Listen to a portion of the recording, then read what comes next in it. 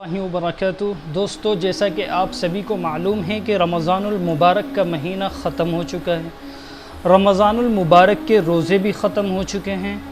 رمضان المبارک کے بعد ماہ شوال کے 6 روزے رکھنا مستحب ہیں، اور احادیث مبارکہ میں ان روزوں کی بہت فضیلت اور ترغیب بھی آئی ہے۔ یہ روزے مسلسل بھی رکھے جا سکتے ہیں اور وقفے سے بھی۔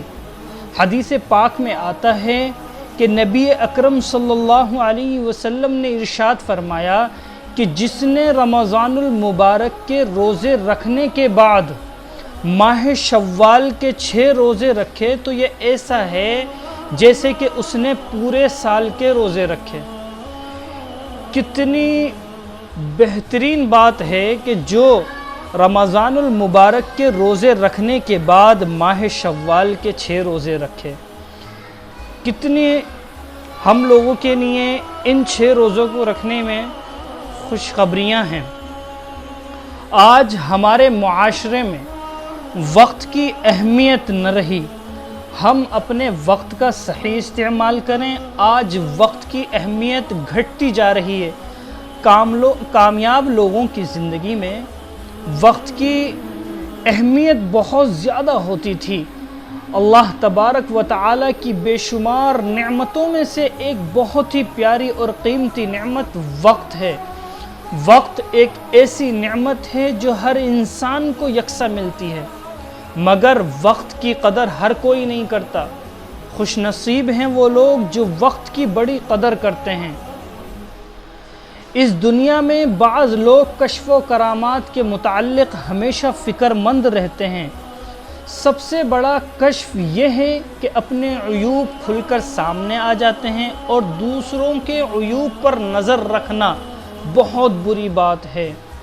خود کے عیوب پر ہمیشہ نظر رہے، اور سب سے بڑی کرامت اتباع سنت ہے، اور اتباع سنت سے بڑھ کر کوئی کرامت نہیں ہے۔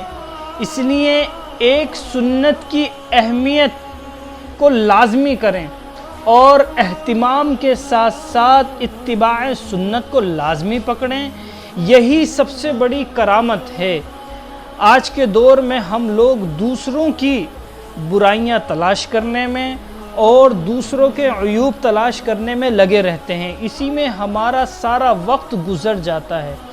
ہمیں اپنی اصلاح کرنے کی ضرورت ہے، اور دین کی طرف ایک ساتھ لوٹنے کی ضرورت ہے۔ اپنی زندگیوں میں قرآن کو لازمی پکڑیں، اور اپنے ہر قدم کو قرآن و سنت کے ساتھ آگے بڑھانے کی کوشش کریں۔ اللہ تعالی ہمیں کہنے سننے سے زیادہ عمل کی توفیق عطا فرمائے۔